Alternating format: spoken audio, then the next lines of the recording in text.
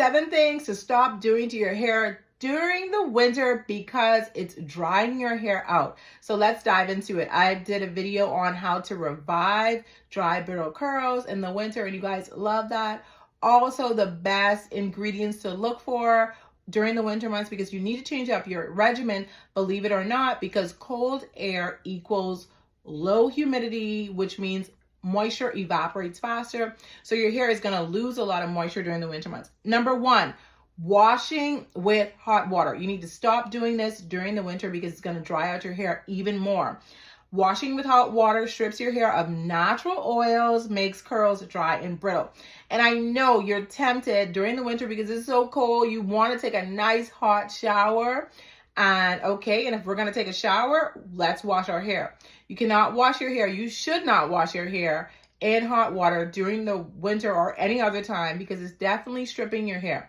What I would recommend, since it's so cold in the winter, is washing your hair in the bathroom sink versus washing your hair in the shower, because you can get cold in the shower and you don't want to use cold water during the winter. So just don't wash your hair in the shower, wash it in the sink. Number 2 would be skipping deep conditioning treatments. You cannot skip your deep conditioning treatment during the winter months because moisture evaporates faster. Curls get extra dry in cold air. I would recommend our banana nut and avocado deep treatment to give you that extra moisture boost that you need. Or if your hair is weak and dry and brittle, I would recommend our honey ginger protein deep treatment to give your hair the strength it needs to retain moisture. Number 3 is going outside with wet hair. If you know you're going to wash your hair and it's not going to be dry, I would urge you not to go outside during the winter months because cold air equals breakage risk. Because why? Water is already evaporating from the hair very, very fast and your hair is going to be dried out. So if your hair is still wet, you want to stay indoors or use a diffuser before going out. And what number am I on? Number 5? Number 5, using dry shampoos. Sulfates and harsh shampoos, cleansers, they worsen the dryness. So you don't want to just skip dry shampoo. I don't even recommend dry shampoo at all.